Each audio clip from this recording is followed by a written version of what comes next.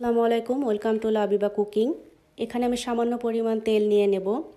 এরপর এখানে পেঁয়াজ মরিচ কুচিগুলো দিয়ে দেব। হালকা নেড়ে নেব।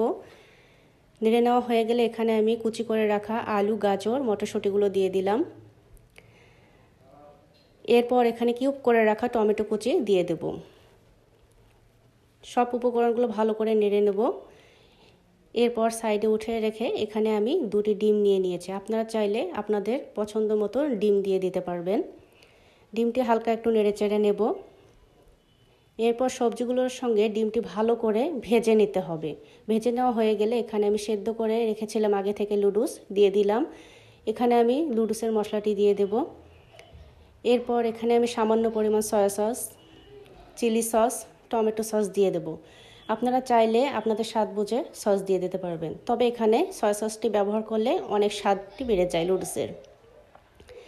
হালকা একটু নেড়েচেড়ে নিতে হবে। এরপর এখানে আমি লবণ দিয়ে দিয়েছি। আপনারা আপনাদের স্বাদ বুঝে লবণ দিয়ে দিতে পারবেন। এখানে আমি 2-3 মিনিট একটু নেড়েচেড়ে নেব। তো আমার রান্নাটা হয়ে গেল খুব সহজ উপায়ে শীতের সবজি দিয়ে লুডুস।